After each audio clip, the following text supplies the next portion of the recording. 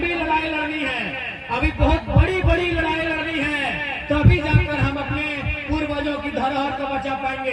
ये लड़ाई बहुत छोटी है। आज जितने भी हमारे भाई, हमारी बहन जो 6 महीने 7 महीना जेल में रह के आई है, अभी हमारी लड़ाई बहुत लंबी है। आप इतनी सी छोटी लड़ाई में खुश मत हो जाइएगा, इतनी छोटी सी लड़ाई में जश्न मत मनाइएगा।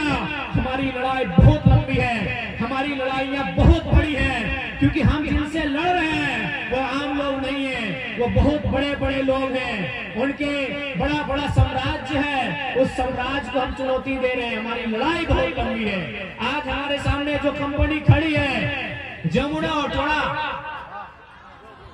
आज जमुना ऑटो एक मामूली उदाहरण है। ये जमुना ऑटो कुछ भी नहीं है। आज अगर आप पूरे झारखंड को आप घूमते हैं, खासकर कोल्हान, कोयलांचल और रांची को, ये जमुना ऑटो कुछ भी नहीं है। ऐसे हजारों हजार कंपनियां आज झारखंड की मिट्टी में पदस्थापित हैं। आज झारखंड के लोगों का खून चूसने का काम करती है, झारखंड के लोगों का शोषण करने का काम करती है। हमारी लड़ाई बहुत लंबी है। आज ऐसी ऐसी कंपनियां अगर मनमाने ढंग से काम करेगी, पहला बात, विकास का कोई विरोधी नहीं है, हर कोई चाहता है विकास हो, रोजी रोजगार का रास्ता खुले, कंपनी फैक्ट्री की स्थापना हो। लेकिन अगर आदिवासी और मूलवासियों के कब्र पर अगर कोई विकास खड़ा होगा, उस विकास को हम लोग स्वीकार नहीं करेंगे, उस विकास को हम लोग स्वीकार नहीं करेंगे। और आज आपको कहना चाहेंगे, साथ ही हम जमुना ऑटो को चेताना चाहेंगे कि आप इस घमंड में मत रहिएगा कि आपके कंपनी का मालिक दिल्ली में बैठता है, क्योंकि इनको घमंड होता है कि झारखंड के लोग किससे लड़ेंगे, हम तो दिल्ली में बैठ के कंपनी को देखते हैं। तो सुन लीजिए, जमुना ऑटो के जो भी पदाधिकारी हैं, जो भी प्रबंधन के मालिक हैं, आप अगर दिल्ली में बैठते हैं या बम्बई में बैठते हैं, गलत अगर आप करेंगे तो याद रखिएगा, इसी भारत की मिट्टी में एक बेटा पैदा हुआ था, उसका नाम उद्धम सिंह था, उसने जनरल डायर को लंदन में घुस के मारा था। आप याद रखिएगा, जमुना ऑटो के अगर प्रबंधन तक मेरी आवाज जा रही है, तो अगर आप इस घमंड में हैं कि आदिवासी मूलवासी आप पे क्या बिगाड़ लेंगे, इनकी जिंदगी कीड़े मकोड़ों की तरह है, अगर आप ऐसा सोचते हैं, आप ये भी सोचते हैं कि पुलिस को पैसा देके खरीद लेंगे, तो याद रखिएगा, इस भीड़ में अगर एक बेटा तैयार हुआ ना उद्धम सिंह बनने के लिए, तो आपको दिल्ली में घुसकर इंतकाम लेगा। इस बात को याद रखिएगा। और बिल्कुल आज मैं कोल्हान की धरती से इस बात को साफ साफ कहना चाहूंगा, आज बेशक ये गांधी का देश है, इस देश को लोग कहते हैं ये महात्मा गांधी का देश है, लेकिन महात्मा गांधी को कोई नहीं मानता है, खासकर ये कंपनी के लोग नहीं मानते हैं, ये IAS IPS लोग नहीं मानते हैं, ये मिनिस्टर लोग नहीं मानते हैं महात्मा गांधी को, क्योंकि महात्मा गांधी का एक ही कथन था कि resources are made for our need, not for our greed, यानी कि अगर कोई संसाधन है वो हम सबों के लिए है, एक व्यक्ति की जेब भरने के लिए नहीं है। ये खुद नहीं मानते हैं गांधी के विचारों को। इसलिए आज हमें लगता है कि गांधी के देश में युवाओं को एक नई आंधी लेकर आना होगा, एक ऐसी आंधी लेकर आना होगा जिस आंधी में ऐसे बेईमान लोग जलकर खाक हो जाए। हमें ये तैयारी करनी होगी।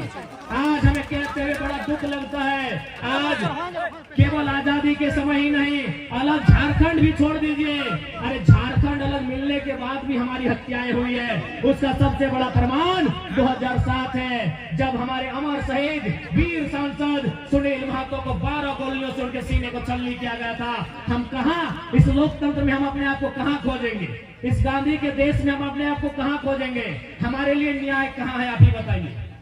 अरे अंग्रेजों के टाइम लड़े थे, ये समझ में आता है, वो अंग्रेज लोग, वो गोरे लोग प्रदेश नहीं विदेश के लोग थे, वो 7 समंदर पार से आए थे, वो हमारी भाषा नहीं समझते थे, वो हमारे जैसा कुछ भी नहीं जानते थे, लेकिन आजाद होने के बाद भी हमारी हत्याएं हुई। अरे आजाद तो छोड़ दीजिए, झारखंड राज्य 2000 में बना है, झारखंड राज्य अलग होने के बाद भी हमारी हत्या हुई, और हत्या किसी इग्गे दुग्गे की नहीं हुई, किसी मामूली व्यक्ति की नहीं हुई।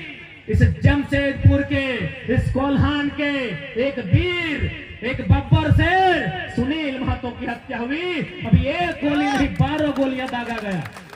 अब बताइए, ऐसी परिस्थिति में हम न्याय कहां खोजेंगे, हम किस सरकारी दफ्तर में माथा टेकेंगे, आप ही बताइए। डीसी की हैसियत है हमारे साथ न्याय करने का, किस IAS IPS का हैसियत है, हमारे साथ न्याय करने का? जब हमारे सांसद की हत्या हो जाती है, मेंबर ऑफ पार्लियामेंट को मार दिया जाता है, तो हम कहां न्याय मांगेंगे? बताइए, आप ही बताइए झारखंड वासियों, बताइए हम कहां न्याय मांगेंगे? किस चौखट में हम न्याय मांगेंगे? किस मंत्री के सामने अपना सर झुकाएंगे? हम कहां न्याय मांगेंगे? हमारे साथ न्याय हो। जब संसद को लोग ये नहीं गिनते हैं, 12 गोलियों से उनकी हत्या हो जाती है, हम कहां जाएंगे? आम व्यक्ति हैं हम, बड़ी मुश्किल से दिन भर में रोजी रोजगार करते हैं, तो परिवार का भरण पोषण करते हैं। हम आम व्यक्ति हैं, हम सताए हुए लोग हैं, हम ठगे गए लोग हैं। हम किसके पास जाए फरियाद लेके? किस दरबार में जाए हम अपनी फरियाद लेके कि एक फरियादी आया है, उस फरियादी की समस्या क्या है, उसका समाधान कौन करेगा? आप ही बताइए, कौन करेगा हमारी समस्याओं का समाधान? कौन करेगा हमारे साथ न्याय? आज जो अन्याय और जुल्म सितम हमारे साथ हो रहा है, इसका न्याय कौन करेगा? इसलिए आज हम इस बात को कहना होगा कि आज हमारी युवा पीढ़ी को एक बार फिर से एक लंबे आंदोलन के लिए, एक लंबी लड़ाई के लिए, एक लंबे संघर्ष के लिए अपने आप को तैयार करना होगा। अगर हम अपने आप को तैयार करते हैं तो एक दिन निश्चय ही हमारी जीत होगी।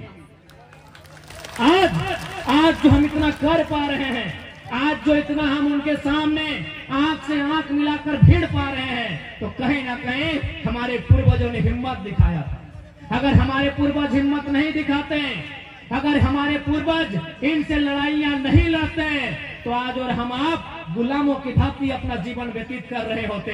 लेकिन आज हम इनसे आंख मिलाते हैं, हम जेल जाने से नहीं घबराते हैं, हम इनसे लड़ जाते हैं, कारण हमारे पूर्वज लड़े थे। इसलिए आज फिर से समय की मांग है कि अगर आज हम लड़ें और लड़ते लड़ते अगर मर भी गए, तो आने वाली पीढ़ी बदला लेने का साहस करेगी। लेकिन आज अगर लड़ते लड़ते हमने घुटने टेक दिए, तो आने वाली पीढ़ी गुलाम पैदा होगी। अभी हमको और आपको तय करना है कि हमारी आने वाली पीढ़ी गुलामी की जंजीरों में पले या आजाद हवा में सांस ले। कि हमें और आपको तय करना है कि हमारी आने वाली पीढ़ी का भविष्य क्या होगा।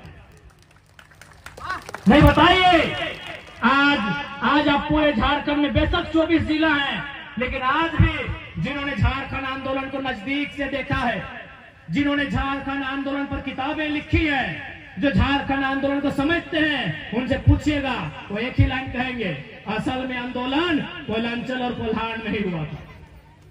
बाकी बहुत सारे क्षेत्र हैं जिनको गिफ्ट में राज्य मिला है, बुरा मत मानिएगा। बहुत सारे हमारे जिले हैं जिनको उपहार में झारखंड मिला है, लेकिन असल लड़ाई कोयलांचल और कोल्हान, क्योंकि शोषण वहां था। यहाँ स्वर्ण रेखा की नदी है तो वहां दामोदर नदी है, और नदी का मतलब कंपनी का जगह। कंपनी गजाल में नहीं लगती है, कंपनी मरुस्थल में नहीं लगती है, कंपनी नदी के किनारे स्थापित होती है। तो यहाँ थी स्वर्ण रेखा नदी, और धनबाद बोकारो में थी दामोदर नदी। यानी जो लोग बड़े बड़े सेठ लोग जिनकी नजर थी हमारी धरती पर, उन्हें दो जगह बहुत भाया, एक स्वर्ण रेखा नदी का किनारा और दूसरा दामोदर नदी का किनारा। आज अगर अन्याय की बात करें, कहीं अगर सबसे ज्यादा है तो स्वर्ण रेखा नदी का किनारा और दूसरा दामोदर नदी का किनारा। इसलिए आज हमें ऐसा फिर लगता है कि अलग झारखंड में आज 24 वर्ष हो गए अलग झारखंड का, लेकिन आज भी हमारे लोगों के पास अधिकार नहीं है। अभी एक दीदी आई थी, वो पीजीटी का किस्सा सुना रही थी, कोई जेएसएससी का किस्सा सुनाता है, कोई जेपीएससी का किस्सा सुनाता है। बताइए झारखंड किसके लिए बना? आप ही बताइए कि झारखंड राज्य को अलग क्यों किया गया था? आखिर क्या उद्देश्य था इस राज्य के अलग होने का? क्या जरूरत थी हमारे वीरों को अपने रक्त की आहुति देने की, अपने गर्दन तक कटाने की? आखिर क्या जरूरत थी? अभी बताइए। आखिर हमने ये अलग झारखंड क्यों लिया? हम बिहार राज्य में हुआ करते थे, उससे पहले हम बंगाल के साथ, उड़ीसा के साथ एक साथ रहा करते थे। आखिर क्या जरूरत थी हमें अलग झारखंड बनाने की? क्यों हमने अलग झारखंड लेना मुनासिब समझा? कारण यही था कि जब हम लोग बिहार, बंगाल, उड़ीसा के साथ मिलकर रहते थे तो हमारा मान सम्मान नहीं था, हमारे अधिकारों का हनन किया जाता था। इसलिए हमने ये मांग किया कि हम आपके साथ मिलजुल के नहीं रहेंगे। आप अपनी एक बॉर्डर रेखा बनाइए, आप अपनी एक बाउंड्री वॉल